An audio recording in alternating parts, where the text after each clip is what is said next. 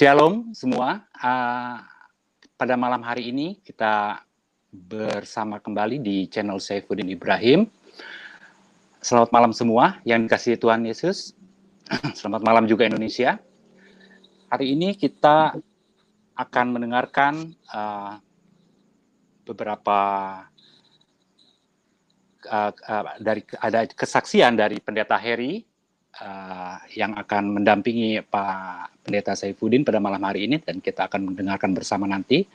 Dan diskusi pada malam hari ini akan diawali juga dengan mungkin akan menyampaikan beberapa firman, dan juga akan dilanjutkan dengan kesaksian dari Pendeta Heri.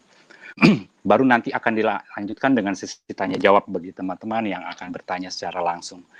Baik, kita akan sapa dulu. Selamat malam Pak Pendeta Saifuddin. Shalom. Ya, salam, selamat malam saudara-saudara di seluruh Indonesia, bahkan di mancanegara. Terima kasih kami boleh live malam hari ini dengan Pendeta Heri. Beliau adalah orang tunanetra yang begitu hebat imannya dan pelayanannya beberapa tahun ini. Terima kasih. Ya, baik. Shalom juga Pak Pendeta Heri, selamat malam. Shalom, selamat malam.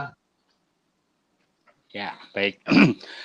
Baik, kita akan mulai acara pada malam hari ini. Dipersilakan waktu untuk Pak Pendeta Saifuddin memimpin acara malam hari ini. Silakan Pak.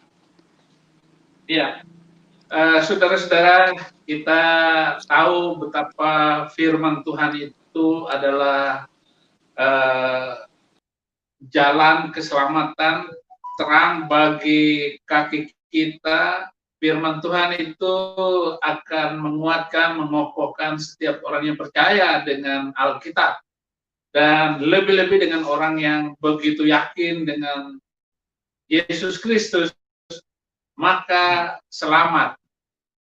Nah, penyelamatan yang dilakukan oleh Tuhan dan keselamatan yang datang daripada Tuhan ini tidak terbatas kepada orang-orang yang kaya, orang-orang yang hidup berkelimpahan, orang-orang yang pintar, bahkan orang-orang yang tidak diperhitungkan oleh manusia lain, itu akan dipakai oleh Tuhan yang luar biasa. Agar saudara-saudara tahu bahwa apa yang terjadi atasku ini telah menyebabkan kemajuan Injil. Begitu kata Paulus kepada jemaat di Filipi, ayat 13, seluruh istana tahu bahwa aku dipenjarakan karena Kristus. Dan ayat 14-nya, sehingga orang-orang, hamba-hamba Tuhan melakukan kegiatan pengajaran, pemulihan, pemuridan, itu dengan berani mengatakan tentang firman Tuhan tanpa takut-takut.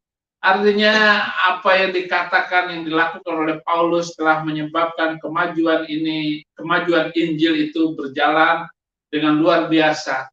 Bahkan kalau saya dipenjarakan, itu juga untuk kemajuan Injil. Saya tidak pernah berkeinginan untuk masuk penjara. Bahkan kalau saya boleh masuk penjara, itu karena nama Kristus, karena kemuliaan Tuhan dalam hidup saya.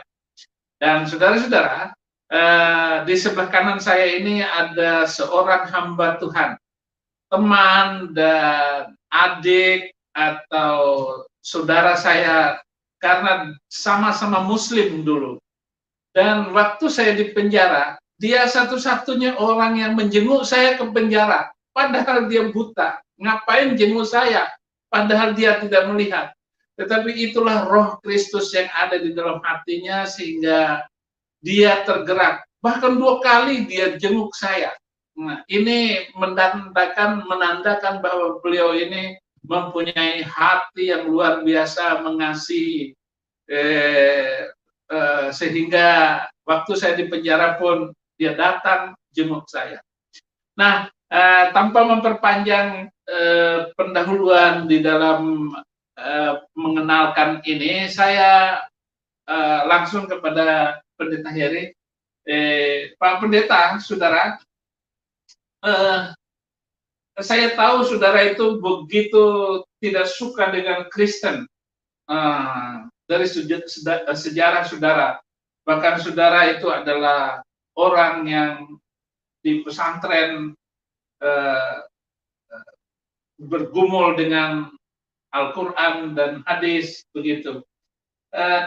Coba ceritakan kenapa Bapak masuk Kristen. Ya, salam semua saudara terkasih yang dikasihi, dicintai, dan diberkati Tuhan.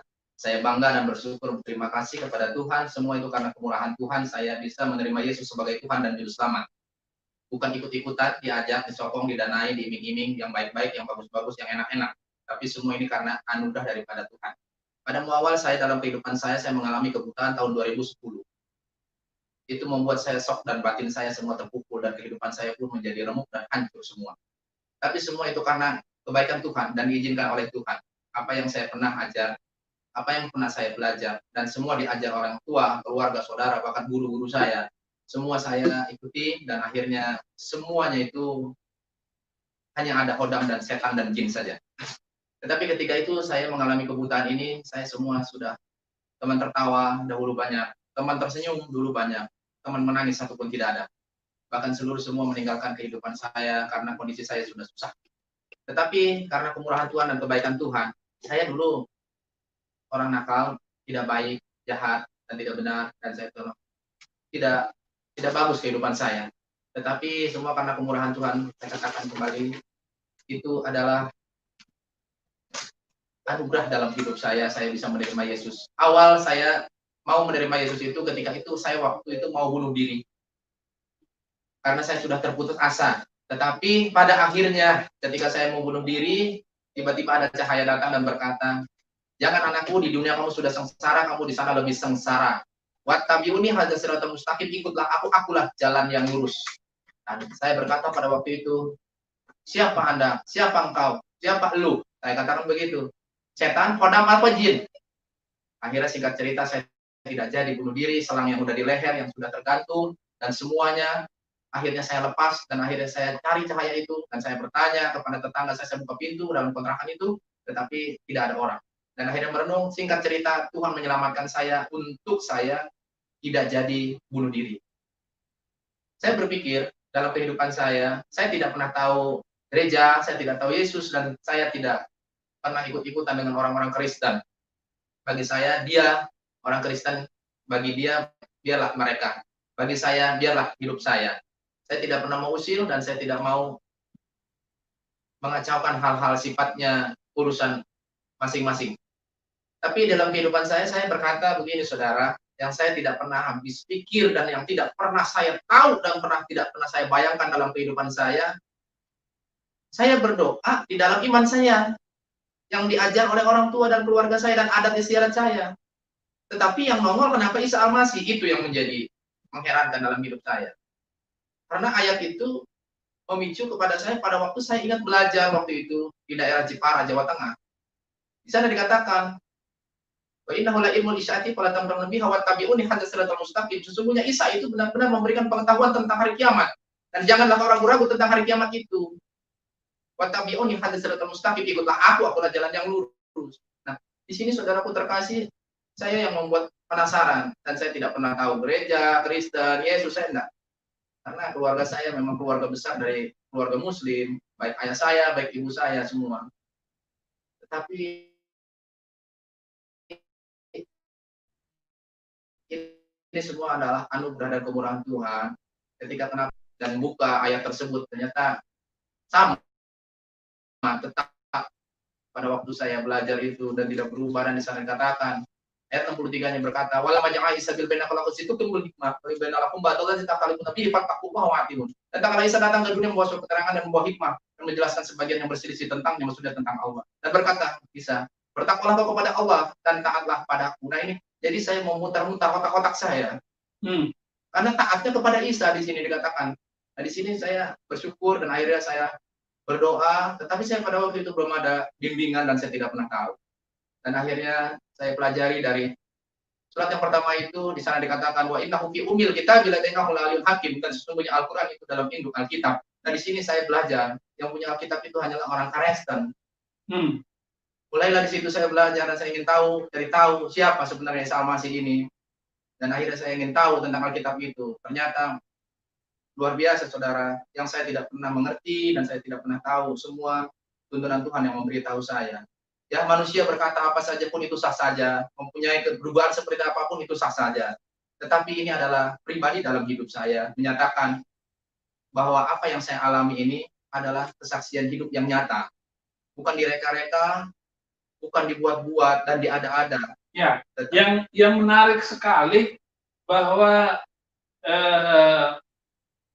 Pendeta Heri ini dulu bisa melihat dan terkenal sekali di Jakarta ini. Bisa cerita sebelumnya, mundur sedikit ceritanya sebelum bertobat? Ya, sebelum bertobat saya memang hidup saya banyak di jalan juga, dan saya orang lapangan juga, dan saya juga dagang juga, main limbah, daur ulang plastik, kecil-kecilan, dan saya juga banyak juga sering bergaul dalam terminal, dan ya seberautan lah begitu namanya orang di jalanan. Dan nakal, dan peminum, pemabuk, semua lengkap lah semuanya. Sudah berapa lama bertobat dari sekarang? Ya.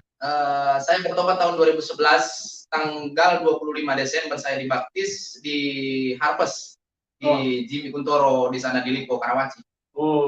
Jadi tinggal hitung aja berapa tahun di sini. Sudah 9 tahun berarti ya? Jalan 9 tahun. Ya. Nah, ini luar biasa. Kalau dihitung-hitung sudah berapa banyak orang yang dimenangkan oleh beliau, oleh saudara Heri ini. Waktu itu beliau belum belum terkenal, lebih terkenal kan duluan saya masuk Kristennya. Beliau ini selalu membawa orang-orang Muslim yang sudah dimenangkan oleh dia, kemudian saya baptis. Ya bawa kemana? Sekali itu siapa itu yang dibawa ke Serang sana? Jadi Pak Heri itu membawa orang ini, barangnya sudah jadi ini, tinggal dikelepin kata dia. Maksudnya tinggal dibaptis. Nah, ini luar biasa. Coba ceritakan bagaimana kok berani menginjil itu Pak Heri? Saya hidup hanya mengikuti apa yang Tuhan bawa pimpin dalam hidup saya. Tuhan berkata pada waktu kondisi saya terputus asa itu, saya terima Yesus itu bukan suatu kebetulan. Tetapi Tuhan berkata, janganlah kamu hendaknya khawatir dengan apapun juga, nyatakanlah dirimu dengan doa dan ucapan syukur. Di dalam Yesus, di dalam Yesus, segala sesuatunya telah kusiapkan dan kusediakan bagimu. Beritakanlah kabar baik keselamatan sebelum aku datang yang kedua kali. Aku menyertaimu sampai kesudahan zaman. Jadi, saya harus memberitakan.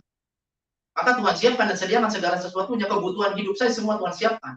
Yang saya tidak pernah timbul dalam hati pikiran saya, yang tidak pernah lihat mata saya, dan tidak pernah didengar oleh kuping saya, Tuhan telah siapkan dan sediakan. Kehidupan saya terpuruk ketika mengawali buta itu. Habis-habisan semua. Tetapi semua karena kemurahan Tuhan. Sampai saya beli puyer 16 saja saya nggak bisa. Berapa sih harga puyer 16? Di warung rokok ibaratnya, di warung kecil ibaratnya. Nggak bisa saya. Padahal pada waktu itu saya sakit, panas dingin, saya demam. Jadi saya mau beli puyer 16 itu, tapi saya nggak. Tapi sampai hari ini Tuhan memelihara hidup saya. Itu karena kemurahan Tuhan, dan akhirnya saya beritakan Injil itu. Ketika itulah saya belajar, saya bilang, wa innahu fi ummil kitab, yang punya Alkitab itu hanyalah orang Kristen. Gitu. Makanya saya ambil. Ya, ke sana saya ambil ke gereja itu. Nah, bukan gereja itu di Rupo begitu ya, pada waktu itu ya. Jadi dikasih saya Alkitab itu, dan akhirnya saya pelajari, teman saya nggak mau bacain karena geli ada salibnya. Najis, dia bilang gitu. Ya kan, dia bilang gitu. Wah, saya bilang, emang kenapa? Itu ada salibnya katanya. Ini mah katanya kitabnya orang kafir katanya. Dia bilang, jangan bicara sembarangan kafir-kafir. Kita aja semua cucu Adam. Kita semua di dunia ini wajib belajar. Masalah keyakinan itu dari hati timbul. Saya bilang begitu. Nah, saya pengen tahu apa dalam isinya. Saya bilang begitu. Akhirnya dia bacakan akhirnya. Nah, rekan saya itu. Tapi dia sambil nggak mau begitu. Akhirnya saya nggak mau maksa. Ya udah, tingkat cerita ya. Rencana Tuhan yang luar biasa. Utus orang datang lewat ya. Akhirnya bisa saya dibacakan sama beliau. Ya, namanya saudara Henry, ya, sekarang tinggal di Polres dia. Nah, tapi bersyukur puji Tuhan ya, anugerah dan kebaikan Tuhan akhirnya dikasih tahu sama beliau. Ya, di situ dikatakan bahwa begitu besar kasih Bapa akan dunia ini hingga menggunakan anak yang tunggal, barang siapa yang percaya kepadanya tidak binasa melainkan memperoleh hidup yang kekal. Di situ. Tapi di sana diiringi juga di dalam kitab Yakobus di sana, iman tanpa perbuatan sia-sia alias mati. Nah, jadi saya bukan hanya percaya, jadi saya juga harus melakukan perbuatan apa yang Tuhan ajarkan dalam hidup saya. Di sana saya diemban oleh Tuhan, disuruh oleh Tuhan, mengemban amanah agung, pergi ke semua bangsa dan jadikanlah muridku, dan baptislah dia dalam nama Bapa, Anak, dan Roh Kudus. Dan di situ saya belajar, dan akhirnya saya di situ distempel oleh masyarakat tempat saya dikatakan dukun. Ya. Awalnya saya dikasih rezeki atau dikasih berkat oleh Tuhan itu bisa hidup dalam hidup saya itu dikira saya dukun. Jadi saya mendoakan orang itu akhirnya apa yang dia rasakan itu yang dia alami ya mungkin terasa atau gimana saya nggak ngerti itu urusan mereka. Nanti saya hanya bisa berdoa, saya tidak bisa berbuat apa-apa, saya minta hanya kepada Isa Al-Masih alias Yesus itu. Dan akhirnya dikabulkan. Pertama siapa? Ibu Elia. Nah, Ibu Elia ini dia di Madu sama suaminya. Dia lewat dia ke tempat kontrakan saya waktu itu. Permisi Mas, boleh saya mampir? Boleh. Mas, saya bolak-balik lewat sini, perasaan saya suruh berhenti di sini. Katanya. Terus, ada apa ya Bu? Saya bilang. Saya jawab sama polosnya. Saya mau minta tolong sama Mas. Jawab polosnya saya. Mau minta tolong gimana Bu? Saya buat diri saya aja susah, buat jalan aja susah. Ibu minta tolong saya apa? Dia bilang begitu. Nah, singkat cerita, bukan Mas, saya berulang-ulang, saya udah pergi ke sono ke sini, orang pintar, segala pendukun, teknik mengek dan semuanya. Ya kan, yang ada uang saya habis, dia bilang. Tapi saya tiba-tiba lewat sini kok, kenapa saya disuruh minta didoakan di sini, katanya. Yeah. Ini pengakuan orang tersebut. Yeah. Tapi bukan pengakuan saya, pengakuan orang tersebut berkata demikian. Dan akhirnya, baiklah kalau minta didoakan, saya doakan. Begitu, saya doakan, saya bilang, ibu namanya siapa? Elia. Nah, terus orang tuanya siapa? Hasan. Oh, terus apa yang mau minta doakan? Suami saya nggak pulang-pulang katanya, kawin lagi dia bilang. Bang Toyib dong. Begitulah kiranya, ya kan? Nah, terus siapa nama itunya? Ya, itu Ryan katanya suaminya. Oh, terus nama ceweknya siapa? Oh, nggak tahu lah, pokoknya dia nggak pulang-pulang, udah nggak ingat anak segala katanya, nggak ingat istri segala katanya, dia bilang begitu. Anak itu namanya siapa? Jalal. Oh, ya udah. Akhirnya saya, bapaknya Pak Ryan siapa? Dikosim katanya. Ya udah. Akhirnya saya doakan, minta saya, ya kan? Ya Tuhan, saya bilang di dalam nama Isa Al-Masih Yesus Kristus saya minta kepadamu.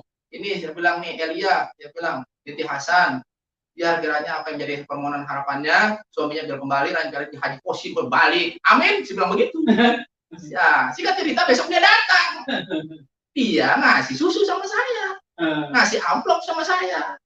Ternyata suaminya pulang. Nah, dijawab oleh Tuhan, bukan saya melakukan, saya nggak bisa apa-apa. Nah, dari situlah saya distempel dukun, dan akhirnya saya ketemu dengan orang yang dibaptis oleh Abi itu. Nah, dia juga salah satu seorang adalah sarjana S1. Nah, dia dengan kacau balau karena dililit dia oleh masalah. Dan akhirnya bertemu dengan saya, dari mulut ke mulut saya distempel jadi dukun. Dan akhirnya saya bilang, kamu nggak ada ketenangan, saya udah berburu katanya, ke sana ke sini, ke kuburan-kuburan katanya. Tapi nggak juga, saya dikejar-kejar terus katanya sama orang, katanya bilang. Diam aja di sini, saya bilang, berdoa sama saya. Akhirnya saya kenalkan doa di dalam nama Isa Al-Masih. Saya bilang, gamblangnya saya bilang dalam Yesus aja, saya bilang. Oh gitu ya, iya Yesus itu bahasa di sana, saya bilang. Di Ibrani sono, saya bilang, kalau di sini mah, kalau di Islam Isa Al-Masih, saya bilang begitu. Oh ya udah, akhirnya berdoa, dan dia merasakan akhirnya ketemu orang yang bermasalah dengan beliau. Jangan takut, hadapi, saya bilang begitu. Pas dia hadapi orang itu yang tadinya segitu galak, ngelus-ngelus dia, kemana aja katanya. Di situ dia merasakan kuasa Tuhan, dia kuasa Tuhan lewat doa itu. Dan akhirnya di situ, dan dia terus belajar, pengen tahu belajar karena dia kan orang berpendidikan. Iya. Nah, terus belajar dia, penasaran. Ya. Kalau Anda, saya bilang nanya saya nanya siapa? Saya juga sampai hari ini nggak tahu Alkitab seperti apa, karena kondisi saya terima Yesus itu kondisi saya sudah buta. Jadi saya nggak tahu Alkitab itu seperti apa, sampai hari ini saya nggak tahu. Tapi saya katakan, iman di dalam Yesus jangan sepotong-sepotong. Hidup adalah Kristus, mati adalah keuntungan. Sekalipun kita hidup, kita harus masih buah sesuai karunia dan porsi yang Tuhan berikan masing-masing. Saya hidup melayani saja. Tapi kata Tuhan Yesus benar juga untuk pendeta buta ini. Berbahagialah orang yang tidak melihat tapi percaya. Ya, amin. Ya, Ini memang Tuhan Yesus itu kalau ngomong itu nyinggung orang itu sampai orang itu sudah nggak tersinggung lagi. Jadi maksudnya ya pendeta buta ini maksudnya. Jadi saudara-saudara, bagaimana kehidupannya, saya kagum sekali dengan karya Tuhan di dalam kehidupannya, dan dengan kemampuannya dia bisa mengendalikan bisnis juga, tapi beliau juga menggembalakan sebuah gereja, bahkan beliau jadi pimpinan apa namanya, gereja GPE di daerah Banten ini. Nah, bagaimana pelayanan Bapak dan bagaimana cara berapa orang yang membantu Bapak di dalam pelayanan di gereja ini sekarang? banyak, Ya, sudah banyak.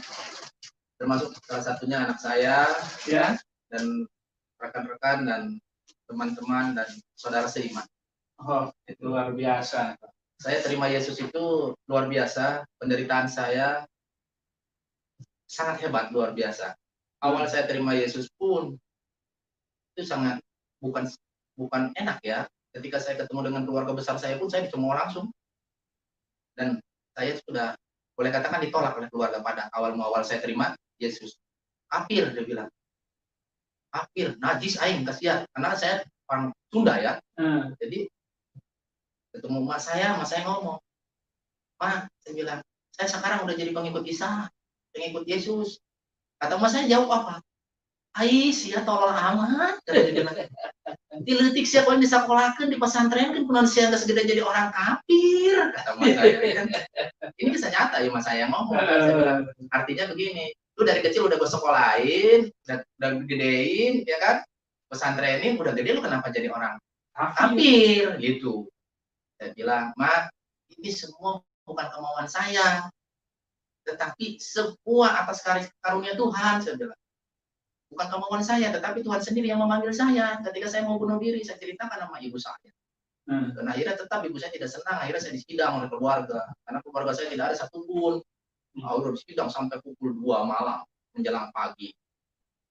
Akhirnya saya diinterogasi segala apa, pokoknya ditolak lah gitu. Dibilang, "Najis," dia bilang, katanya, "gue punya saudara kayak lu," katanya dia bilang. Oh, saya bilang, "Puji Tuhan," saya bilang, "najis itu," saya bilang, "naik jabatan istimewa," saya bilang gitu. Najis. Iya, najis itu naik jabatan istimewa gitu. Kalau dulu kan saya kalau ibadah buka sendal, sekarang kalau ke gereja saya pakai sepatu, berarti naik jabatan, saya bilang begitu. Nggak pakai sarung lagi. Enggak, sekarang pakai jas, pakai dasi, saya bilang. Jadi kayak direktur. Iya. Ya, bukan mau ngeledek, emang fakta. Ya, bukan ngeledek, emang fakta. Nah, di situ saya banyak diinterogasi oleh keluarga, paman, saudara, bibi saya, bahkan nenek saya sekalipun, saya ditolak keluarga. Tetapi ya saya katakan, "Kullu nafsin bima kasabat rahinah," tiap-tiap orang akan mempertanggungjawabkan perbuatannya sendiri-sendiri. Nggak usah pusingin, saya bilang. Surga itu nggak bisa boncengan, saya bilang gitu. Urusan saya dengan Tuhan itu pribadi saya. Urusan ibaratnya keluarga saya, biarpun juga dengan Tuhan, dengan urusan dia sendiri, saya bilang gitu. Jadi nggak usah terlalu mencampur urusan. Yang penting kita tanamkan kasih sayang kepada semua orang, ya. Karena iman di dalam Tuhan itu, ya, itu adalah suatu panggilan. Tidak bisa orang dipaksa-paksa, karena itu timbul dari hati. Nggak bisa kita ikut-ikutan seperti orang-orang. Kadang-kadang banyak orang terima Yesus tapi hanya ikut-ikutan juga buat apa? Membohongi diri sendiri. Ya. Jangan, ya. Kalau memang udah di sana aja lakukan saja, kan begitu. Ya. Kalau memang ada panggilan hati dari Tuhan, ya silakan. Terbuka, Tuhan itu terbuka, ya, dengan siapapun, tetapi tidak untuk memaksa siapapun. Gitu. Karena masing-masing mempunyai hak dan kewajibannya masing-masing. Bayangkan saudara-saudara, ini pendeta Heri ini dalam keadaan terpuruk, bayar kos aja nggak mampu, bahkan ditinggal istrinya. Waduh, saya menangisi beliau ini. Tapi bagaimana Tuhan, coba bagaimana kok sampai mampu keluar dari keadaan seperti itu? Saya hari-hari pas hari saya cuma berdoa. Berdoa hanya saya kan bingung ya. Kalau dulu kan iman saya kan, kalau saya kan zikir gitu ya. Ya. Terus setiap malam itu kadang-kadang tahajud atau apa itu kan zikir. Pagi-pagi itu kan saya duha gitu. Kalau memang saya waktu iman saya di sana minta pertolongan. Tapi di dalam Yesus saya hanya bisa cuma haleluya aja.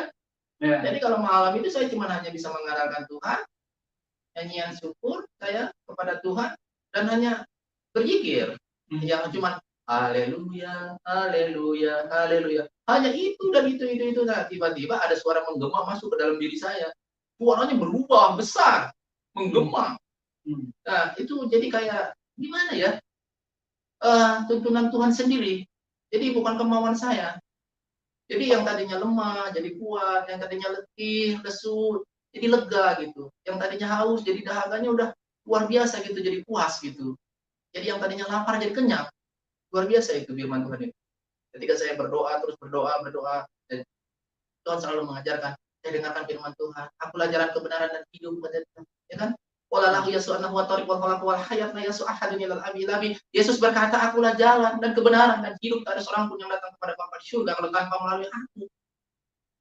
Dari situ saya belajar, saya tetap harus meyakini bahwa Yesus Kristus itu adalah Tuhan. Dan saya berdoa, berpuasa, saya berulang-ulang sering saya berdoa, gitu ya. Saya kadang berzikir, malam saya berdoa terus, haleluya, memuji Tuhan. Itulah tuntunan Tuhan yang selalu memberikan berkat atas hidup saya. Ketika itu kadang-kadang saya ada yang minta bahan sama saya. Ada bahan nggak? Ya tolong kirimin barangnya. Ya nanti saya bilang dulu sama orangnya. Orangnya punya barangnya enggak? Kalau punya barangnya akhirnya ya udah saya aduin gitu, saya nyaloin jadi calo saya. Akhirnya saya dikasih 300 perak per kilo. Kadang dia kirim 1 minggu itu bisa 5 ton. Jadi saya dapat uang 1,5 juta kadang-kadang. Itu calo nyaloin aja. Nyaloin aja, ya itu dikasih sedia aja, saya dikasihnya aja, karena saya merasa nggak punya modal, yang penting saya bisa hidup, yang penting saya tidak mau merugikan orang, saya tidak mau, ibaratnya saya, artinya maling, nggak mau saya, seperti itu. Yang penting saya apa yang saya bisa buat untuk Tuhan yang baik, saya berubah. Dulu saya nakal, saya harus berubah menjadi orang yang baik dan benar di hadapan Tuhan, sesuai menurut kehendak dan firman-Nya. Jadi saya harus berbalik dari yang jahat kepada yang benar. Di situ Tuhan akan mendengar seruan doa saya. Keterpurukan saya, hinaan, cacian, makian, bencian, olok-olokan, sesahan, cacian, semuanya lengkap dalam hidup saya. Tapi saya tidak pernah gentar hidup. Saya sadar bahwa lahir itu telanjang dan pulang pun akan telanjang. Itu aja. Jadi hidup adalah Kristus, mati adalah keuntungan dalam hidup saya. Dan ketika saya sudah terima Yesus sebagai Tuhan, keluarga besar saya meludah, ledek saya, saya bilang, biarkan aja. Dulu saya kalau orang begitu, maaf kata, saya ngomong, ya, bogaplok bisa kok. Iya, kalau ngomong saya bicaranya. Tapi karena saya sudah di dalam Tuhan, ini bukan mengada-ngada, saudara ya. Bukan mengada-ngada, bukan diada. Karena saya di dalam Tuhan, Tuhan mengajar di dalam Matius 5 di sana ayat 44. Kasihilah musuhmu, doakanlah yang menganiaya kamu. Coba. Itu yang membuat saya takut. Saya bilang, akhirnya kejahatan jangan dibalas kejahatan. Makanya saya nggak berani, saudara. Jujur, kalau dulu macam-macam, ya hajar saya bisa. Betul, saya bukannya ini ya, ini kisah nyata ya. Artinya yang membawa perubahan dalam hidup saya adalah firman Tuhan ini. Dan Tuhan tidak pernah menanamkan kebencian dan mengajarkan kebencian kepada siapapun. Kasihilah sesamamu manusia seperti dirimu sendiri. Ini yang saya luar biasa gitu. Pujilah dia dengan segenap hatimu, jiwamu, ragamu, akal budimu, dan kekuatanmu, dan kasihlah sesamamu manusia seperti dirimu sendiri. Itu yang saya tanamkan dalam hidup saya. Walaupun saudara saya keimanannya lain dan siapapun teman-teman saya lain, saya tetap saling mengasihi. Tapi saya tetap kalau orang bertanya menanyakan tentang kebenaran, saya katakan menurut iman yang saya yakini, itu aja. Orang itu mau menerima atau tidak, mendengarkan atau tidak, menanggapi atau tidak, mengiyakan atau tidak, dan mengaminkan atau tidak, bukan urusan saya. Yang penting tugas saya sampaikan aja. Kalau orang bertanya, saya jawab. Gitu. Karena bukan kemauan saya, karena hidup ini hanya sementara. Bagi saya, ini suatu anugerah, karena ini bukan ikut-ikutan, nyata dalam pribadi saya. Ya terserah tanggapan orang, mau bicara apa, mau ngomong apa, mau asumsi apa, dan mau berkata apa, itu sah-sah saja. Karena dia tidak mengalami perjumpaan itu, karena saya mengalami. Gitu. Jadi saya tetap maju terus dalam pelayanan saya, apapun tantangan dalam hidup saya, Tuhan selalu siapkan dan sediakan berkatnya dalam hidup saya. Memang banyak sekali kerikil-kerikil, ujian-ujian saya banyak sekali. Sampai hari ini saya masih penuh dengan tantangan. Tapi saya pikir begini, ketika saya hidup di dalam Tuhan, apapun saya serahkan kepada Tuhan. Jangan kata apa yang saya miliki. Oh, nyawa saya aja milik Tuhan. Ngapain saya pusingin gitu. Iya. Itu jadi saya pure aja. Makanya kata orang katanya, oh Heri begini. Sampai hari ini saya nggak ada pernah donatur makanya. Atau orang-orang cari-cari donatur, cari-cari sponsor, nggak ada. Donatur saya yang Yesus, sponsor saya Yesus, nggak ada. Dan saya banyak kenal orang-orang kaya, mana pernah saya ngelendot gitu. Sengaja-ngaja gitu, deket gitu dengan orang-orang kaya, atau saya minta sorry ya. Gitu ya. Apalagi iman digadekan dengan Indomie, dengan sembako, ya nggak mau saya.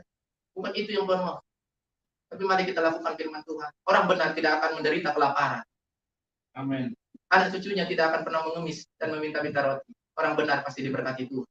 Amin. Karena Yesus adalah Sang Maha Benar. Dia telah lahir ke dunia ini untuk kita, mati untuk kita, dan bangkit untuk kita. Wassalamualaikum warahmatullahi wabarakatuh. Sejahtera semua dilimpahkan kepadaku saat aku lahir. Meninggal, bangkit hidup kembali, itulah realita. Dan itulah Isa putra Maryam yang selalu berkata yang benar. Kalau benar itu pasti sudah tidak salah. Wah, luar biasa sekali. Beliau ini kok, kalau Anda dengar dari awal sampai tadi, itu banyak sekali ayat-ayat Al-Quran dan ayat-ayat Alkitab yang dikuasai, yang mengalir begitu saja. Bagaimana Bapak menghafal itu ayat-ayat itu, Pak? Kalau saya sih, saya juga bingung ya. Kadang-kadang suka timbul sendiri. Gitu. Kadang-kadang suka timbul sendiri, Pak Pendeta. Jadi kalau berbicara tentang firman Tuhan tuh kadang-kadang suka timbul sendiri. Nggak bisa itu seperti pendeta-pendeta supaya misalnya mau khotbah atau mau ceramah, dia kan pakai teks tuh, ya kan, dia bikin konsep atau bikin tema. Saya nggak bisa, mengalir aja. Nggak bisa saya, itu dengan sendirinya gitu. Nggak bisa, kayak mau tanya dari bagaimana pun saya jawab, saya akan jawab. Dalam nama Tuhan saya akan jawab. Saya nggak bisa direka-reka, diada-ada gitu, nggak bisa. Kalau misalnya menyampaikan firman, saya mengembalakan, saya tinggal naik aja. Nggak ada saya. Misalnya ada kesaksian, nah itu buat jadi bahan. Gitu aja. Misalnya, oh karena Yesus saya menderita begini, ya ikut Yesus saya mau menderita. Saya bilang begitu. Siap menderita hidup di dalam Yesus, saya bilang. Ya, itu saya bilang. Karena yang nggak mau harus mau ikut Yesus itu. Kenapa saya katakan yang nggak mau harus mau? Contohnya, kasihilah musuhmu. Padahal kita udah enak sama dia. Tapi mau nggak mau kita harus mengasihi. Itu yang nggak mau harus mau. Berat. Kan menderita itu kayaknya. Begitu, saudara. Makanya, dalam saya banyak sekali menginjili orang-orang di luar sana, termasuk ya banyak rekan teman sahabat saya, bahkan orang-orang baik tukang beca, baik tukang pecel lele, baik tukang nasi goreng, baik siapapun mereka yang bertemu ingin tahu sama kebenaran, saya jawab. Saya bilang, kenapa sih katanya kalau orang mati, katanya orang Kristen, katanya ini katanya dimasukin ke peti, didandanin. Saya bilang, ya bagus, saya bilang, ya menghormati itu sebagai ciptaan Tuhan yang baik. Saya bilang, jangan kondangan aja pakai baju yang bagus. Saya bilang, menghadap Tuhan pun ada yang bagus, dandanin. Itu masa pakai pocong gitu. Iya, yang penting saya kan nggak ibaratnya ya nggak dibungkus kayak ibaratnya permen jahe lah, saya bilang begitu. Ya, saya mau ngedek, emang saya kan sering masukin almarhum bapak saya masukin juga gitu, ya kan. Saya bukan mau mencemooh atau menjelekkan. Ini kan faktanya saja lah kita bicara. Kita nggak usah pakai pikiran yang negatif, semua amarah gerak, nggak usah. Karena kita diajar itu, kenapa? Buat apa kita ribut-ribut? Kalau yang membawa keributan itu setan, yang membawa keirian itu iblis, yang mengajarkan kebencian itu setan. Itu jahat itu namanya. Kalau hidup di dalam Tuhan itu ada damai sejahtera. Tidak ada cerita kita ribut-ribut, biarin aja. Kita hidupnya semua mengalir aja. Yang penting kita jangan mencemooh orang, caci maki orang. Ini kita bicara fakta kok. Bicara fakta kan gitu. Saya bilang, ini yaumil fasli mikataum ajmain, hari keputusan, hari kiamat, ya. Hari yang dijanjikan bagi kita semua. Orang manusia akan mati, jangan sombong-sombong lah jadi orang. Jangan belagu-belagu jadi orang. Mati besok. Yang kaya mati, yang miskin kan mati. Yang buta kayak gue mati juga. Yang melek juga mati. Betul kan? Ya, jangan belagu-belagu lah hidup itu. Mari kita tuntun kita hidup kita ini kepada kebenaran. Selagi kita hidup bertobat sebelum terlambat. Nanti rasa kesal dan sesal sudah tidak ada artinya lagi. Jauh malah yubni maulan amolan sewalau yungsun, hari seorang karib teman engkau buyutnya cicit pun tidak ada yang bisa nolong. Illa marahimakumullah innahu azizur rahim. Kecuali orang yang dirahmat oleh Allah, sesungguhnya dialah yang Maha Perkasa lagi Maha Penyayang. Siapa yang jadikan rahmat? Yaitu tadi qala inna ma'ana rasulur begitu ahli Ulama Zakir Jibril ngomong, aku ini sekedar utusan Tuhanmu menyampaikan bahwa kau akan karuniakan seorang anak laki-laki yang suci. Ya, itu dia. Isa Al-Masih. Isa Al-Masih itu. Bagaimana mungkin saya bisa mempunyai seorang anak? Menikah belum, berpacaran enggak, kawin juga enggak. Saya bukan orang pezina. Berkata begitu. Kata Maryam. Kata Maria. Qala kadzalika qala huwa alaihi hayman naj'alahu ayatan linnas wa rahmatan minna wa kana amran maqdiya. Jibril mohon dengan Tuhanmu berfirman, itu mudah bagi kami agar kami menjadikan sebagai tanda bagi manusia dan rahmat bagi kami. Hal itu adalah suatu perkara yang sudah diputuskan, jadi tidak bisa diganggu. Kita harus terima rahmat itu. Rahmat Itu yaitu Isa Al-Masih. Isa Al-Masih. Yesus itu, ya itu terserah orang mau percaya syukur, nggak percaya ya syukur. Kan begitu, ngapain kita ribut-ribut kan gitu. Nggak ada untungnya kita ribut. Tidak ada paksaan di dalam beragama. Ini nggak ada paksaan, mau agama apapun, keyakinanmu ya keyakinanmu, keyakinanmu ya keyakinanmu, untukmu ya untukmu, untukmu ya untukmu, kan gitu. Nah itu ada orang-orang yang memaksakan diri harus beriman kepada ajaran itu, ajaran agama tertentu, itu gimana? Ya, itu berarti ajaran ikut-ikutan, tidak dari hati nurani. Ya, jadi kalau ajaran sudah pemaksaan begitu, bagaimana? Sedangkan dia juga tidak tahu akan kebenaran. Sulit seperti itu. Karena kalau kita tinggal di dalam Yesus itu, di dalam Yohanes pasal 6 ayat 44, kalau Bapak tidak memanggil, tidak akan bisa. Mau berbotak siapapun, kita mau menginjil, mau mewartakan, memberitakan, kalau bukan terpanggil oleh Tuhan, tidak akan orang datang kepada Tuhan. Itu. Jadi tidak bisa. Yang penting tugas kita tidak sempat beritakanlah kebenaran firman Tuhan itu. Jadi jadi kita nggak usah ngapain itu masa keluarga besar saya aja muslim kok. Nggak pernah saya mau ibaratnya. Yang penting urusan kita menyampaikan sudah, dan kita tetap bersama-sama saling mengasihi, menghormati, dan saling semua Pak Heri ditantang oleh Pak Heri waktu menginjil, itu gimana ceritanya itu? Iya, kan masalah gara-gara ya masalah dia ngomong terlalu menghakimi, menjolimi saya. Saya bilang begini, saya kan Nasrani Pak, saya bilang begitu. Kenapa saya nggak boleh berdoa? Saya bilang kan begitu sesuai iman saya. Kafir katanya begitu, dia bilang. Saya ini cucu Adam, dan saya tidak mau terlahir jadi orang kafir loh. Begitu nama saya. Emang kamu yang menciptakan kafir enggaknya? Saya bilang begitu nama saya. Arah dia, saya bilang. Kamu bilang-bilang najis. Emang yang menciptakan najis itu siapa? Saya bilang. Emang kamu yang nyiptain saya? Saya bilang begitu nama saya. Gak berani dia akhirnya dia. Jangan suka ngomong-ngomong. Saya bilang ngomong tuh hati-hati. Saya bilang kita ini hidupnya. Kita itu harus saling menghormati, saling menghargai satu dengan yang lain. Karena kasih itu di dalam firman Tuhan, di dalam 1 Petrus pasal 4 di sana, kasih itu banyak menutupi dosa. Ya, di sana dikatakan. Jadi kasihilah satu akan yang lain, karena kasih itu banyak sekali menutupi dosa. Kalau Anda melarang saya untuk berdoa, salah. Itu nama saya. Dan akhirnya marah.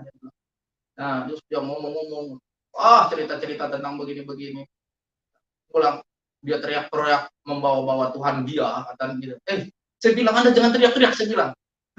Jangan teriak-teriak Anda, saya bilang. Bawa ibaratnya Tuhan Anda, bawa nama Tuhan itu dengan rendah hati, bukan dengan amarah. Salah Anda, saya bilang. Pak, saya begitu nama saya. Waktu robaka binafsika tadaru minal qauli bil ghudwi wal asli wala taqu minal ghafilin. Dan sebutlah Tuhanmu dalam hatimu dengan merendahkan diri dan dengan rasa takut. Dan dengan tidak mengeraskan suara. Tuh, ingat loh. Jadi nggak boleh mengeraskan suara. Nggak boleh pada pagi dan petang, dan jangan kamu termasuk orang-orang yang lain. Jangan, nggak boleh itu. Apalagi Anda membawa nama Tuhan dengan amarah, dengan peperangan. Nggak mau. Tuhan itu kasih dan sayang. Nyatakan kasih sayang itu kepada semua orang. Gitu. Jadi saya katakan demikian. Nah, akhirnya ya bersyukurlah. Akhirnya dia redam dan dia merangkul saya. Dia minta maaf, dan akhirnya kami juga saling memaafkan. Karena saya sebagai sadar manusia, saya tidak mau ingin hidup paling benar sendiri, dan saya bukan merasa orang benar, dan saya bukan orang paling benar. Yang sang maha benar adalah Tuhan saja. Jadi saya menyadari kita sama-sama sebagai manusia. Mungkin saya hilaf Pak, maafkan saya. Dia bilang saya juga hilaf, sama-sama. Akhirnya sekarang ya jadi saudara aja. Gitu. Ya, jadi tidak ada lagi pertengkaran. Jadi janganlah menganggap orang itu terlalu rendah. Saya bilang, ini udah buta, jangan kau bikin saya lagi tertekan, saya bilang. Ya, harusnya Anda itu beribadah, ya. Ibadah itu ada dua loh. Saya bilang mahdoh dan ghairu mahdoh. Mahdoh itu ibadah yang pakai aturan. Ghairu mahdoh itu yang tidak pakai aturan. Harusnya Anda itu menuntun saya. Kalau saya mungkin mau nyebrang, saya buta, Anda bertemu dengan Anda tuntun saya. Itu yang berkenan di mata. Karena iman tanpa perbuatan sia-sia alias mati. Tuhan itu minta menuntut itu perbuatan Anda. Gitu. Nah, saudara-saudara, ini luar biasa sekali tamu kita ini. Sebenarnya bukan tamu karena saya minta bersaksi di channel Saifuddin Ibrahim agar semua kita berani untuk membicarakan firman Tuhan, untuk membacakan bersaksi kepada orang lain. 2 Timotius 1 ayat 8, jangan malu bersaksi tentang Tuhan kita Yesus Kristus, dan jangan malu karena aku hukuman oleh karena dia, melainkan ikutlah menderita karena Injil oleh kekuatan Allah. Itu yang saya lihat dari Pak Heri, dan beliau harus menjadi tamu saya di dalam kesempatan ini. Nah, mungkin ini saja dulu sementara. Saya kembalikan kepada panitia, kepada moderator.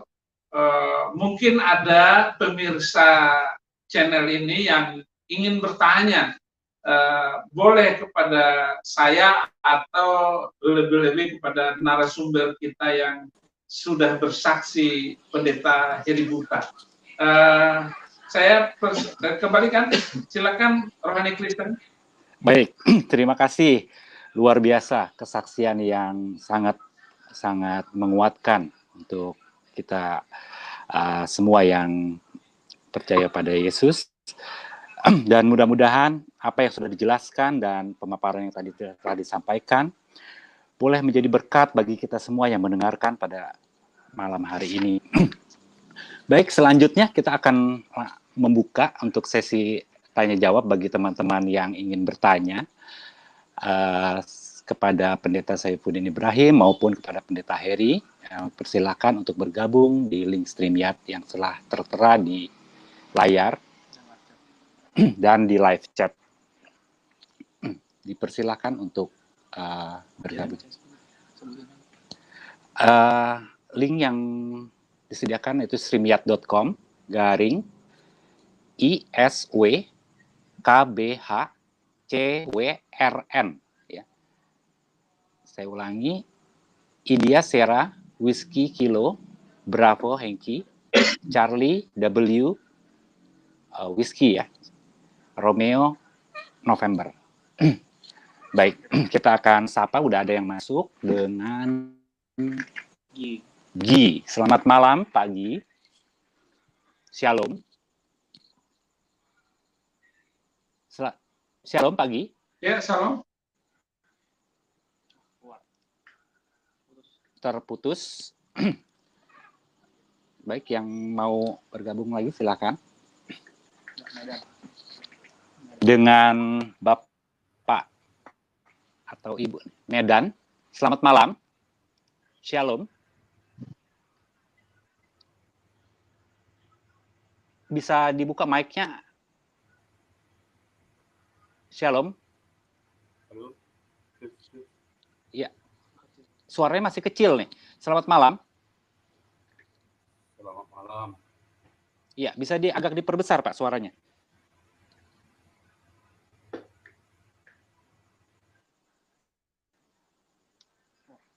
Oke, terputus kembali. Baik, dipersilakan untuk yang lain yang ingin bertanya untuk bergabung di streamyard.com ISWKBHCWRN.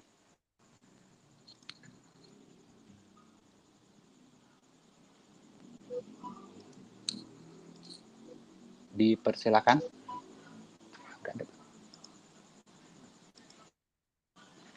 Ya, dengan Ibnu Kalam, ya. Selamat malam. Selamat malam, Pak. Ya, selamat malam. Ya, saya baru saja mengikuti ini, tapi saya tidak ikuti dari awal, Pak, karena ada pekerjaan tadi. Ya, boleh. Ya, Pak Pendeta Ibrahim, apa yang menjadi masalah Pak di apa topiknya hari ini Pak? Topiknya adalah melayani Tuhan dengan sepenuhnya, dan bagaimana ini adalah di sebelah kanan saya ini adalah seorang penginjil, dan dia adalah pendeta Heri. Beliau tunanetra, tapi tunanetranya baru ini, artinya baru 6 tahun. Lebih Sudah Oh iya, berapa Pak. tahun? 2010. Sudah 10 tahun matanya buta, tetapi beliau luar biasa melayani dengan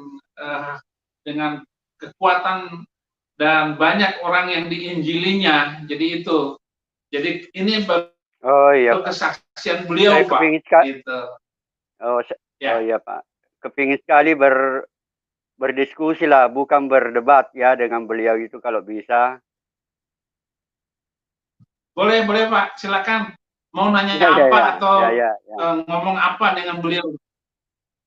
Ya, saya mau tanya Pak, setelah membaca Injil itu, bagi beliau itu, apakah Yesus itu bangkit sendiri atau dibangkitkan? Mari silakan, Pak Heri. Bangkit sendiri. Bangkit sendiri Pak, katanya, ya? Pak. Ya, di Matius 2. Tapi kalau menurut surat-suratnya Paulus itu, yang tertulis di surat Paulus itu dibangkitkan oleh Allah. Ya. Ya. Ya, inti konteks itu kan macam-macam perkataan. Kalau kita kan mengimani itu kan adalah Tuhan, Pak. Ya, kalau orang yang tidak percaya Yesus itu tentu berarti dibangkitkan. Kalau saya kan mengimani Yesus itu Tuhan. Yesus itu nggak mesti harus dibangkitkan. Matius 20 ayat 18-19, dia akan disesat, dicaci, dan olok-olok. Dan ingat hari dia akan disalibkan dan dia akan dibangkitkan. Ya kan? Kalau kalau yang saya baca di Alkitab itu, Pak, di surat-surat Paulus itu, Yesus itu dibangkitkan. Yesus itu ilah, Yesus itu disembah sebagai simbol menyembah Allah. Sebagaimana orang Islam menyembah bait Allah untuk menyembah Allah. Begitu pemahaman saya tentang agama ini. Jadi orang Kristen itu bisa masuk surga. Refleksinya seperti itu. Misalnya 1 Korintus 6 ayat 14, itu yang Bapak maksud. Allah yang membangkitkan Tuhan akan membangkitkan kita juga oleh kuasanya. Nah, kuasanya ini adalah kuasa kebangkitan itu sendiri. Artinya Allah yang membangkitkan itu, tidak mungkin Yesus itu bangkit tanpa kemauan dia juga, karena Yesus itu berkata, aku berkuasa untuk mengambil kembali nyawaku, gitu. Artinya kekuasaan betul. Yesus ada juga di situ. Sama dengan ayat Al-Quran, wassalamu ala yauma wulidtu wa yauma amutu wa yauma ab'atsu hayya. Sejahteralah, selamat sejahteralah ketika aku mati. Ketika aku lahir, ketika aku mati, bangkit, hidup kembali, gitu. Nah, di Al-Quran tidak menjelaskan siapa yang dibangkitkan, siapa yang membangkitkan. Nah, betul, Pak. Antara redaksi Quran dengan redaksi Alkitab ini, Bapak bisa membayangkan betapa mana yang sempurna sebenarnya, jadi begitu. Itu, Pak. Iya, Pak, ya. Iya. Ya, saya juga baca itu, Pak, yang Bapak sampaikan. Jadi memang agak tipis sekali itu perbedaannya antara bangkit dengan dibangkitkan. Karena pada saat kita memahami, tipis sekali itu. Tipis perbedaannya. Jadi kalau memang agak ngomong redaksi seperti itu, semua orang akan bertanya tentang redaksi yang mirip-mirip begitu. Tetapi di Roma 5 ayat 10 begitu akan dipastikan orang itu masuk surga karena Yesus hidup kembali, gitu. Hidup kembali. Nah, di situ tidak disebutkan siapa yang menghidupkannya dan hidup kembali itu siapa. Tetapi seluruh cerita kisah Alkitab, kisah Yesus Kristus itu sudah ditulis oleh nabi-nabi sebelumnya bahwa hari ketiga ia akan bangkit hidup kembali. Bangkit hidup kembali. Memang ada redaksi seperti itu, ada redaksi yang tidak menggunakan dibangkitkan, tapi dia bangkit hidup kembali, gitu. Ya betul Pak, betul. Nah, saya membaca juga seperti itu. Ada kecenderungan juga bangkit sendiri, ada kecenderungan dibangkitkan. Jadi kadang-kadang kita membaca, Jadi saya sendiri membaca redaksi, tapi tidak bertentangan Pak, tidak bertentangan itu redaksi, gitu. Ya memang agak tipis itu perbedaannya Pak, tipis sekali perbedaannya, sehingga disitulah orang berbeda pendapat sebenarnya. Kan dari dulu pendapat itu berbeda Pak, sejak di 325 Masehi itu, ya. Jadi kayaknya memang harus kita terima perbedaan itu. Kita terima perbedaan itu, tetapi intinya terima Yesus sebagai Tuhan dan Juru Selamat. Itu yang menyelamatkan. Barang siapa yang tidak menerima Yesus sebagai Tuhan dan Juru Selamat, ya celaka, binasa, Pak. Gitu. Kenapa? Karena Yesus bangkit hidup kembali. Gitu. Ya, tapi Tuhan Yesus mengatakan yang tidak melawan kami adalah golongan kami. Jadi saya tidak melawan Tuhan Yesus. Yesus itu Tuhan seolah-olah saja Tuhan. Yesus itu Allah seolah-olah Allah. Seperti juga Musa. Musa itu pernah juga diutus sebagai seolah-olah Allah, tapi dia bukan Allah. Ya. Baik Pak Ibnu Kalam, masih ada pertanyaan lagi karena masih banyak yang menunggu. Ya, saya rasa tidak ada Pak. Kan memang juga saya hanya mau berdiskusi, tidak bermaksud berdebat Pak ya. Oke, baik. Ya, selamat Pak. Terima kasih. Selamat. Ya, sama-sama. Ya, sama-sama. Terima kasih Pak Ibnu Kalam. Oke, kita selanjutnya dengan Himura. Selamat malam. Himura. Halo, selamat malam. Udah. Ya, selamat malam. Ya, halo. Ya. Jelas ya. Silakan dengan pertanyaan kepada siapa yang ditujukan. Bapak Pendeta Manhaj sama aja lah.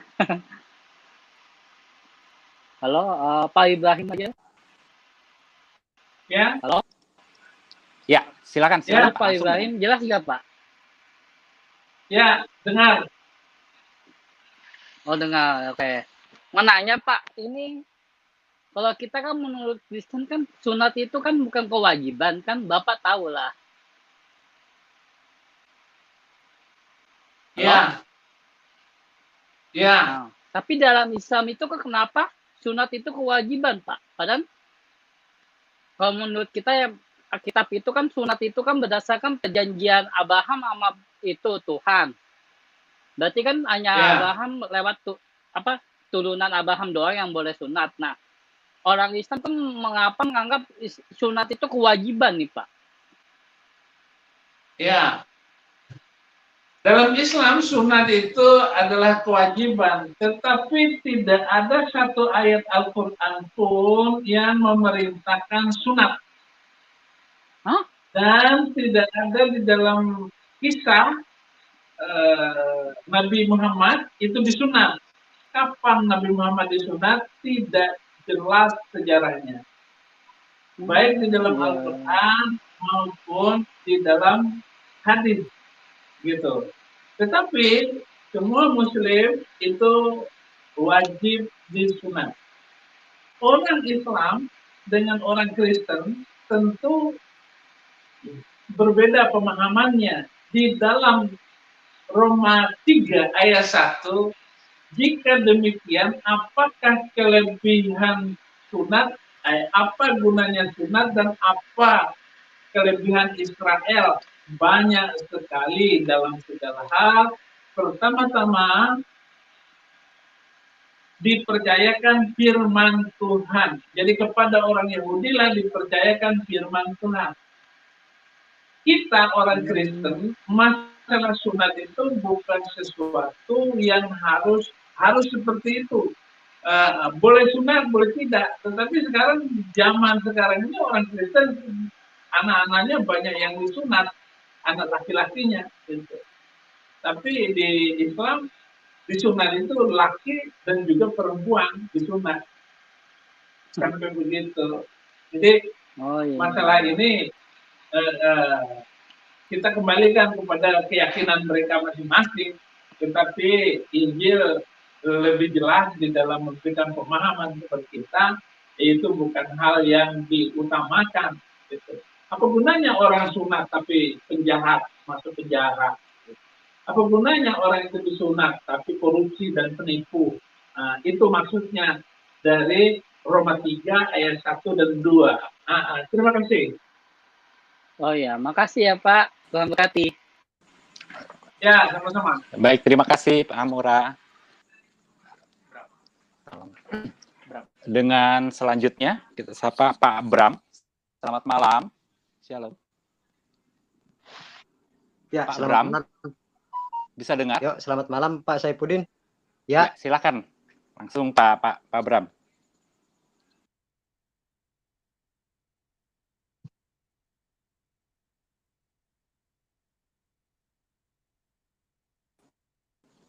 Ya. Pak Bram. Mic-nya tertutup nih. oh ya, bisa dengar? Ya, bisa. Halo? Silakan Pak Bram. Silakan. Oh ya. Saya tidak bertanya, cuma hanya ingin memberi dukungan kepada Pak Heri. Tetap di jalan Tuhan, terus maju dan syukuri apa yang telah diberikan Tuhan.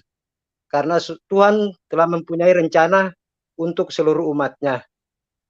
Tetap semangat dan Amin. jangan putus asa. Untuk Pak Saipudin ada saran. Amin. Saya mau kasih saran Pak Saipudin. Ya, Pak Saipudin kalau saya bisa terima. tiap malam adakan kesaksian murtadin. Ya, kalau bisa tiap malam adakan kesaksian murtadin. Tapi kalau bisa Pak, jamnya jangan berbenturan dengan Pak Yusuf. Nah, soalnya kita penggemar Pak Yusuf gitu. juga dengan Pak Saipudin. Iya.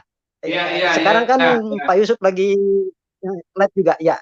Ya, terus Pak Saipudin semangat Pak Saipudin. Itu aja Pak ya. Oke, Ya, terima kasih. Terima kasih banyak. Ya. Baik, terima kasih Pak Bram. Selamat malam. Kita lanjut dengan Sang Kristus. Selamat malam.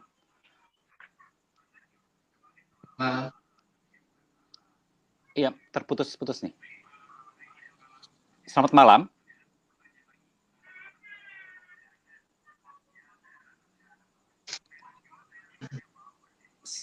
Selamat malam, Sang Kristus.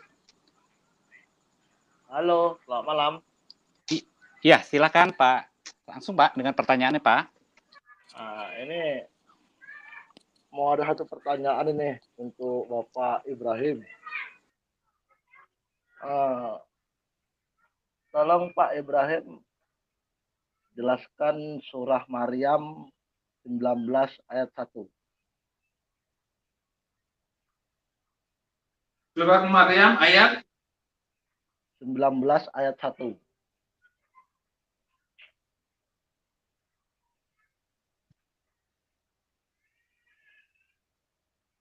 Surat Maryam ayat 1.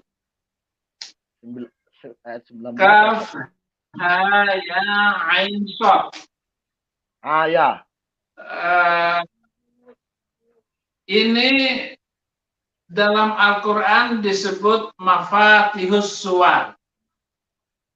Kata-kata pembukaan di setiap surat. Tetapi tidak semua surat Al-Quran ada kata-kata pembuka seperti ini. Nabi Muhammad tidak menjelaskan apa artinya kaf, ha, ya, ain, sod. Itu tidak dijelaskan oleh Nabi Muhammad tentang mafatihus suwar. Misalnya surat kedua, alif, lam, mim. Surat Ali Imran, alif, lam, ro, dan seterusnya. Yasin, itu namanya mafatihus suwar, kata-kata pembuka dari Al-Quran.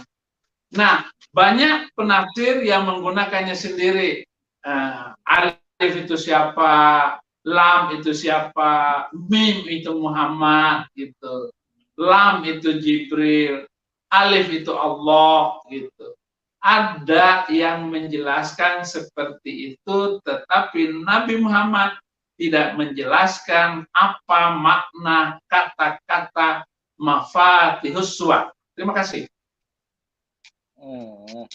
Tapi gini, Pak Ibrahim, kenapa ini saya tanyakan ke Pak Ibrahim kan? Karena Bapak Ibrahim kan Muslim tulen awalnya. Ada itu saya lihat, ada sih saya lihat dari penjelasan dari YouTube juga, kan itu surat Maryam ayat 19 ayat 1, kaf, ha, ain, sad. Kan demikian. Dia mengartikan tuh Kristus Yesus adalah Tuhan. Gimana kalau menurut Pak Ibrahim? Tidak bisa. Nanti ribut dengan orang Islam dan ahli tafsir, nanti dibodoh-bodohin, diblokin kita, gitu. Berarti itu kan hanya iya. Itu kan namanya akal-akalan, ketok-gatok, gitu. Jadi dicocok-cocokin, padahal nggak cocok. Makanya nggak bisa dipaksakan Pak Ibrahim ya? Nggak bisa. Berarti nanti dimarahin sama orang Islam. Berarti kita nggak bisa memvonis ya, yang pertama atau yang saya bacakan tadi ya? Iya, nggak bisa. Oke. Tapi kalau aslinya, Bapak tahu lah ya? Iya, saya tahu. Karena saya dulu tafsir Quran. Ya, maksud saya kan ngomong satu ayat ini biar publik juga tahu mana kebenaran, mana yang pembenaran. Oke, gitu aja Pak Ibrahim ya. Shalom. Salam, terima kasih. Ya, baik. Shalom, terima kasih Sang Kristus. Oke, kita lanjut dengan Alwan. Selamat malam. Pak Alwan, bisa dengar?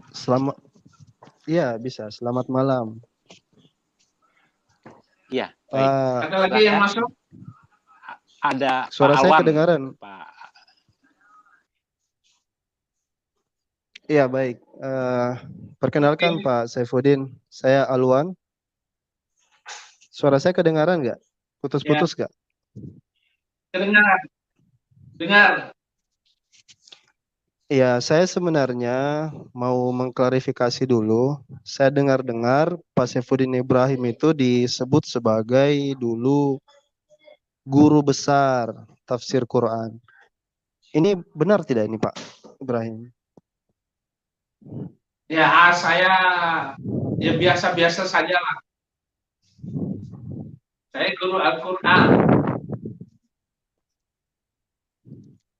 Terus istilah guru besarnya itu tidak benar ya, atau Pak Saifuddin benarkan? Ya, nggak usah lah dibesar-besarkan. Sekarang saya pendeta kok. Nggak penting masa lalu saya. Ya, maksud saya sedikit mengerti Pak Saifuddin ya kan, karena dulu di pesantren Az-Zaitun lalu ikut gerakan NII atau N11. Saya sedikit paham lah pola pikir dan apa yang Pak Saifuddin rasakan dahulunya gitu. Tapi kemudian saya mendengar istilah bahwa Pak Saifuddin Ibrahim sebagai seorang ahli Quran atau guru besar Quran, saya pikir itu Ya, agak sedikit berlebihan menurut saya. Biasa yang terjadi kan. Saya juga kadang dipanggil sebagai apa yang ternyata misinterpretasi. Oke, saya mau ya. tanya Pak Saifuddin.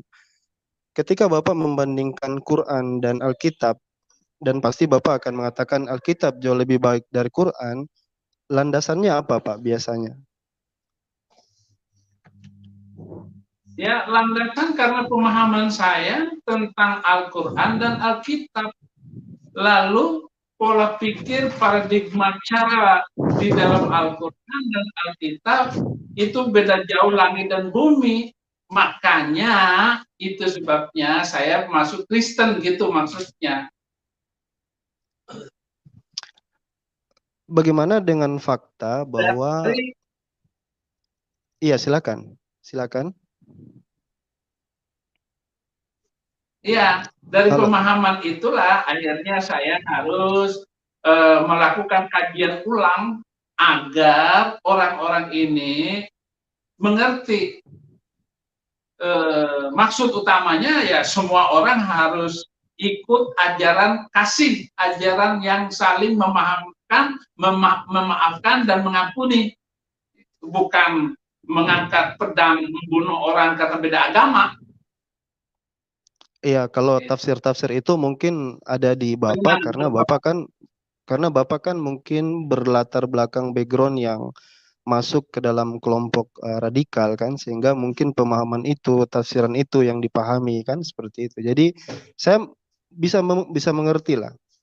Tapi yang saya ingin tanyakan adalah tentang ketika kita membandingkan kitab suci Al-Qur'an dan Alkitab, dari sisi mana gitu. Kalau kita berbicara dari sisi inerensi misalnya atau keterjagaan Alkitab, Al-Qur'an, fakta yang ada adalah, dan ini saya minta Bapak menjelaskan kepada saya, Alkitab yang Bapak miliki sekarang ini adalah sebuah kumpulan dari manuskrip-manuskrip yang kemudian dikanonisasi. Dia bukan, kalau kita tanya siapapun, dan bahkan orang Kristen berkata sering mereka jujur mengakui bahwasanya kitab asli mereka itu sudah tidak ada, atau autograf itu sudah tidak ada. Yang ada adalah kitab yang hanya nanti di abad keempat itu pun berbentuk kodeks. Oke. Alkitab Kalau yang paling Alkitab dan Al-Quran itu kalau kemudian Anda mengatakannya palsu atau kurang otentik atau kurang sempurna, sekarang saya tanya, Bapak jujur, mana yang baik kelakuan orang Islam dengan orang Kristen? Coba. itu subjektif. Mana yang lebih toleran orang Islam dengan orang Kristen? Jawab. Itu subjektif. Itu kalau kita berbicara dari perilaku pribadi-pribadi, Anda akan, Bapak kan bisa melihat, nonton di YouTube, nonton kelakuan manusia di muka bumi ini kan Bapak bisa melihat mana yang lebih baik, begitu aja. Maksudnya mana yang toleransi. Kalau Bapak ngomong subjektif, ya sama, penilaian pembelajaran kita itu lebih subjektif dan sebagainya gitu loh.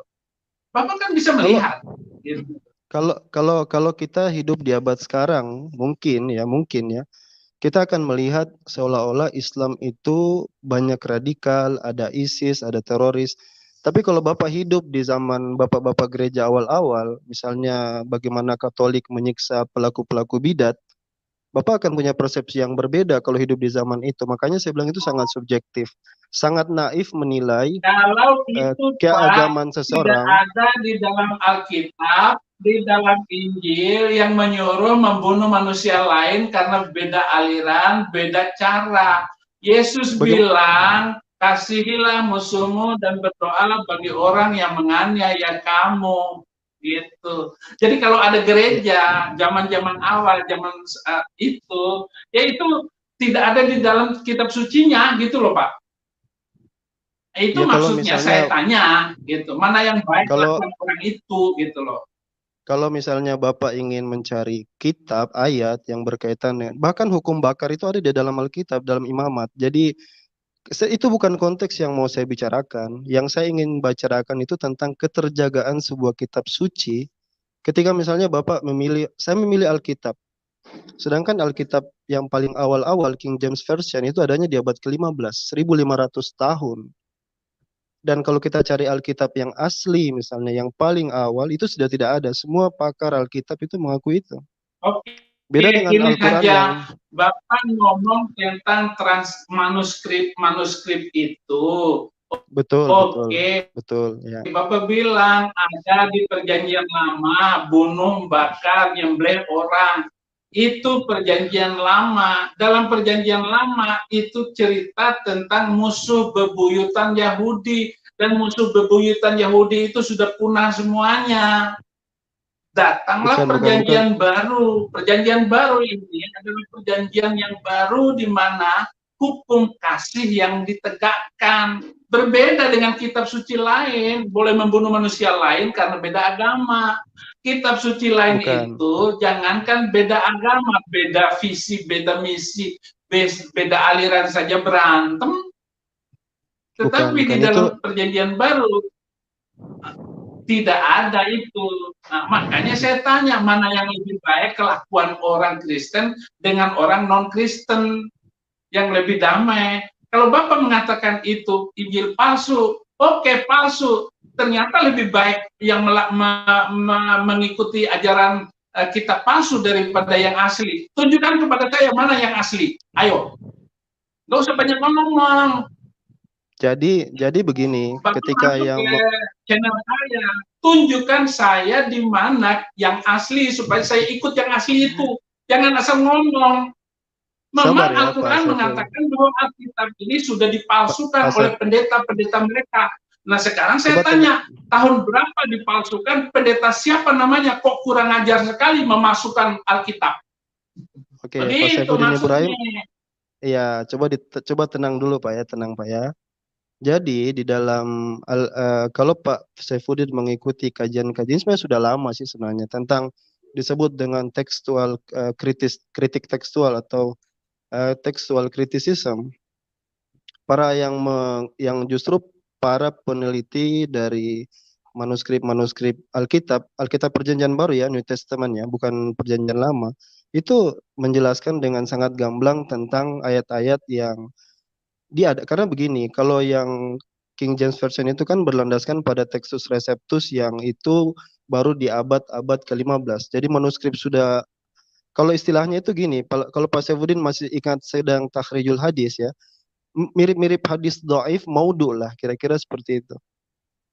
Ini saya pikir gini, sebagai guru tafsir Quran. Saya tidak mau ribut masalah itu, Mas, Abang, Pak. Saya tidak ribut dengan itu. Sekarang manuskrip yang ada di tangan kami, Alkitab yang kami pegang sekarang ini, oke, katakan palsu. Nah, saya tuh minta kepada Anda yang aslinya supaya kami orang Kristen ini melakukan yang asli itu. Kami dengan yang palsu saja ini sudah damai, tentram, dan kami tidak membakar masjid, tapi gereja kami dibakar terus, diobok-obok oleh orang-orang yang mengaku dirinya mengikuti karena kitab suci yang asli. Sekarang sudah ditemukan bahwa versi-versi kitab suci yang ada pegang pun, itu versinya sudah banyak ditemukan di sana, yang lebih daripada yang sudah ditemukan apa yang ditulis oleh Utsman bin Affan yang sekarang ada di tangan kita semua ini hari ini, gitu.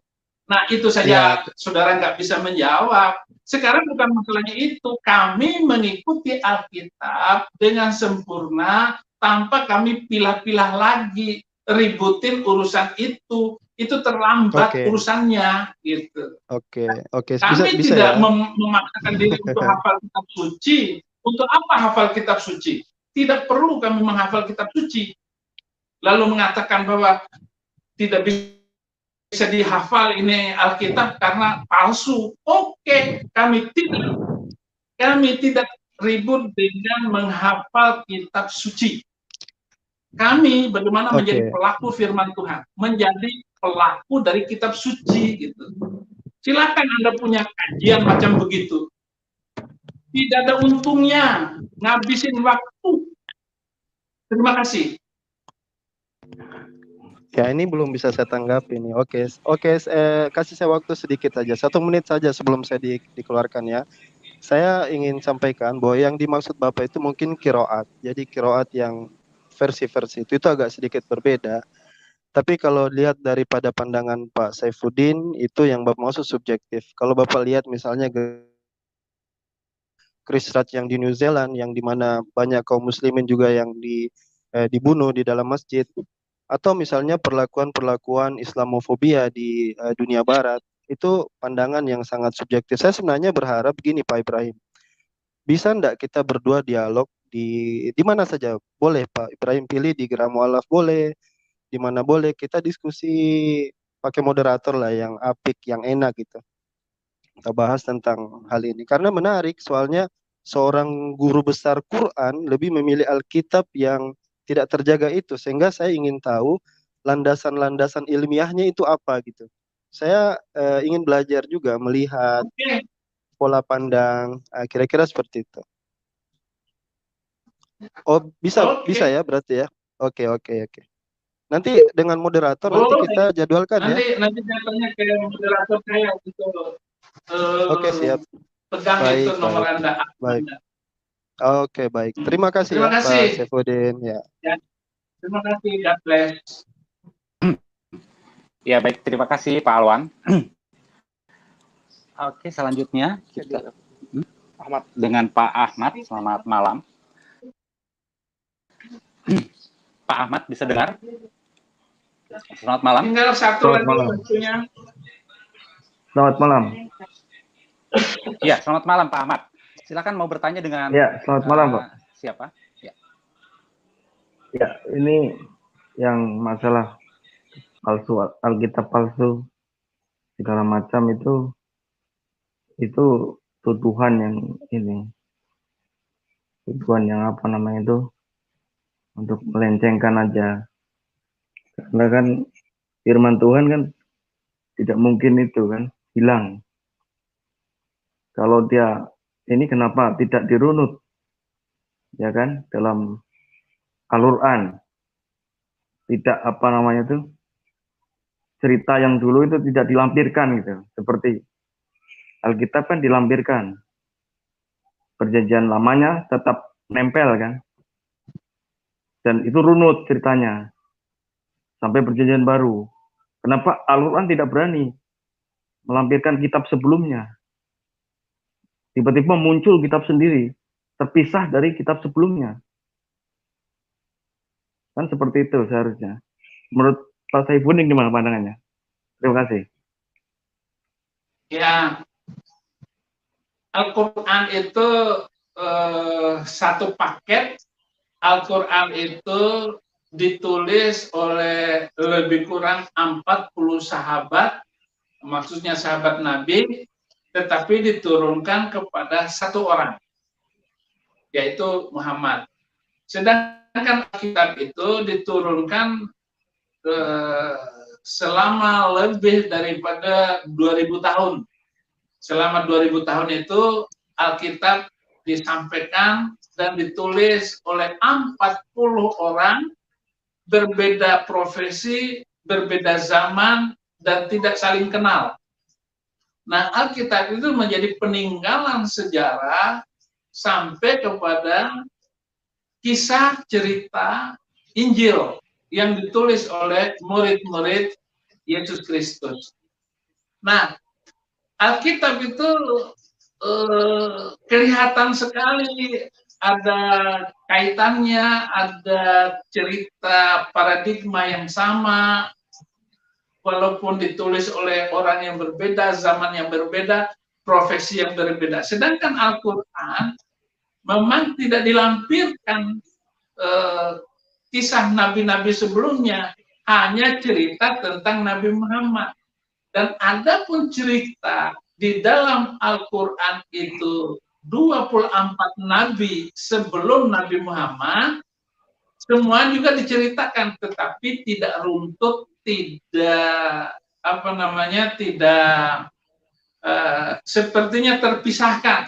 Jadi setelah cerita Nabi Musa, cerita lagi Nabi Soleh, cerita lagi Nabi yang lain. Itu di dalam Alkitab, di dalam Al-Quran.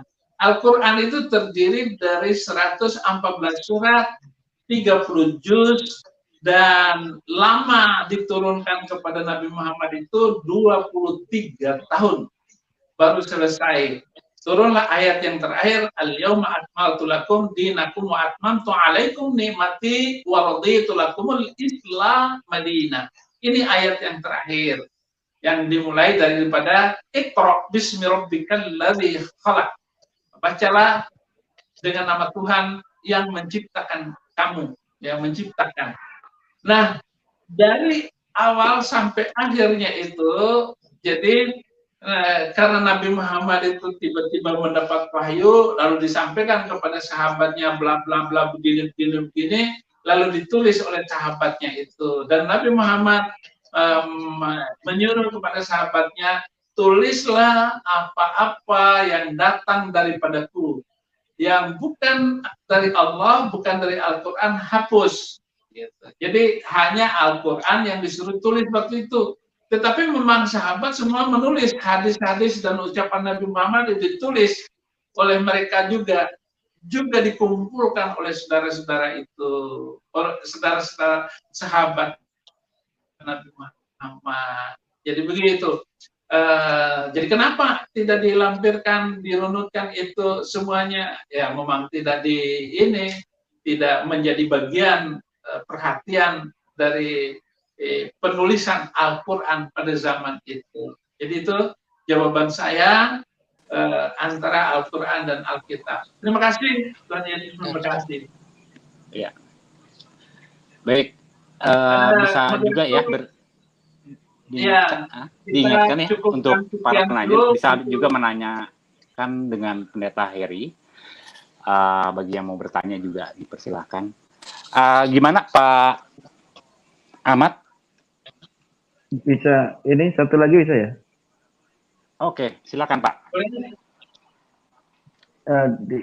Biasanya Muslim itu percaya bahwa Tuhan itu Maha Kuasa. Jadi kalau mengampuni dosa, ngapain dia harus pakai acara mati segala gitu, baru bisa ngampuni dosa. Itu gimana konsepnya, Coach? Bisa seperti itu dalam kekristenan. Terima kasih, Pak. Saya, Pak. Ya, boleh. Di dalam kitab Ibrani pasal 9 ayat yang ke-22. Tolong dibacakan.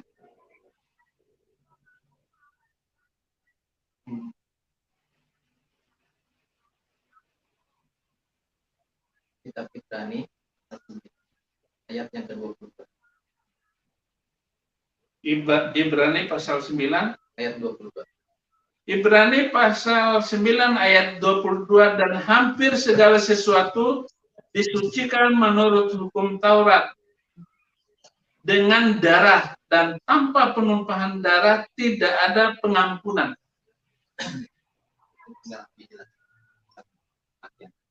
Jadi kalau dahulu sebelum kedatangan Yesus Kristus, pengampunan dosa dan lain-lain itu lewat darah anak domba, darah sapi, pengorbanan.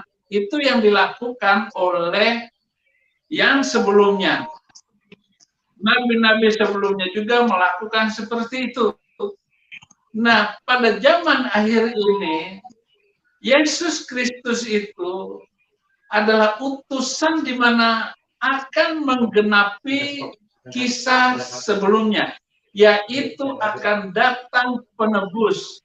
Penebus itu sendiri adalah Tuhan, yaitu Yesus Kristus itu sendiri yang akan menebus sebagai menumpahkan darah di atas kayu salib. Allah Maha Kuasa, emang Maha Kuasa. Nggak perlu ditebus juga ya, Allah itu berkuasa. Sama dengan pertanyaan Anda, kenapa kita harus sholawat kepada Nabi? Ya Allah, selamatkan Muhammad dan keturunannya. Allahumma sholli ala Muhammad wa ali Muhammad. Ya Allah, selamatkan Muhammad dan keturunannya. Sekarang saya tanya, kenapa Allah bersalawat kepada Muhammad? Bukankah pegang tubuhnya Muhammad dimasukin ke surga begitu?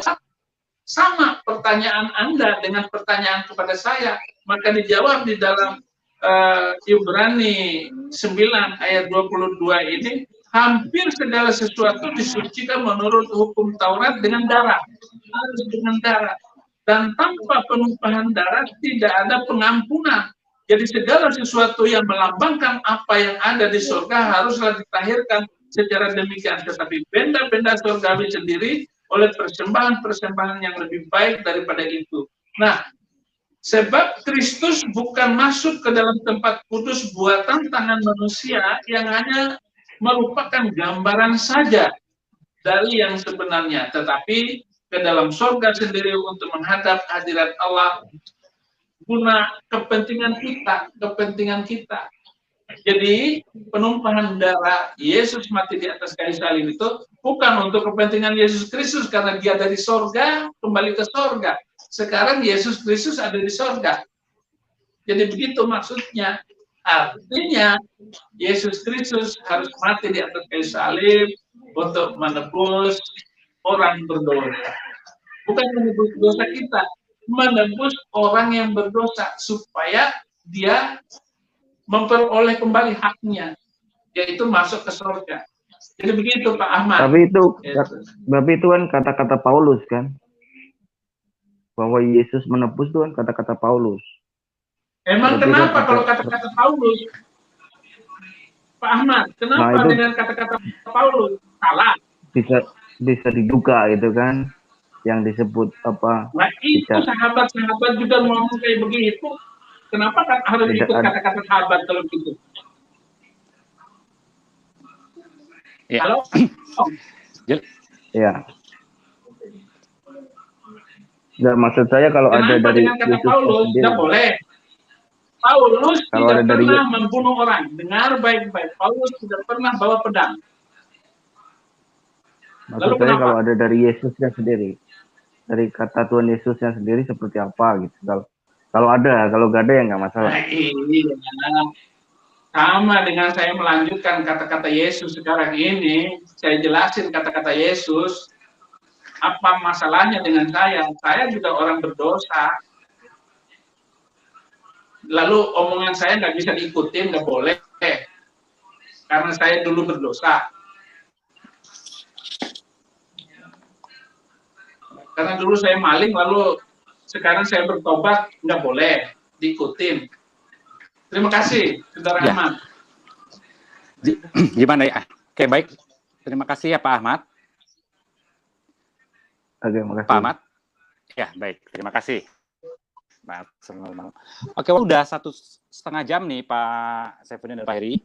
Mungkin kita akan sudahi dulu untuk malam hari ini, dan mohon maaf bagi teman-teman yang belum bisa bertanya pada malam hari ini, mungkin di lain waktu di minggu depan bisa bergabung kembali. Untuk selanjutnya Pak Saifuddin bisa menyampaikan untuk closing statement dan Pak Heri untuk doa penutup pada malam hari ini. Silakan Pak. Terima kasih untuk perhatian saudara-saudara pemirsa di seluruh Indonesia, agar saudara berani bersaksi dan bercerita tentang kebaikan Tuhan di dalam kehidupan kita. Kita harus bersaksi kepada mereka agar mereka berbalik dari kejahatannya dan ikut Tuhan Yesus Kristus sebagai juru selamat kita. Silakan, mari Pendeta Heri berdoa. Haleluya, Bapak, kami sangat bersyukur, terima kasih acara ini tertenggelam dengan baik. Biarlah semuanya dibuat menjadi berkat bagi setiap pemirsa yang mendengar, baik penonton. Biarlah semua ini membawa kedamaian dalam setiap kehidupan kita. Kita manusia memang berbeda kepala dan berbeda pikiran, tetapi semua satu tujuan. Artinya agar kita semua hidup dibenahi oleh kebenaran firman Tuhan, masing-masing mempunyai talenta, karunia, dan semua misi dan visi yang berbeda, tetapi satu tujuan, yaitu kita cari damai sejahtera, agar semua bangsa kita pun di tanah air kita ini semua penuh dengan toleransi dan saling menghormati antar sesama beragama, bahkan seluruh yang terutama kami sebagai anak-anak Tuhan, murid Kristus, Yesus Kristus, mari terus maju di dalam kemuliaan Tuhan, dan biarlah semua laksanakan pekerjaan-pekerjaannya, agar semua nama Tuhan selalu diagungkan, ditinggikan, dan biarlah semua banyak orang bertobat terima Tuhan sebagai Juru Selamat secara pribadinya. Terima kasih, inilah acara yang kami selenggarakan biar semua menjadi berkat bagi kita semua. Terpujilah nama-Mu Tuhan hari ini dan sampai selama-lamanya kami telah mengucap syukur. Haleluya. Amin. Amin.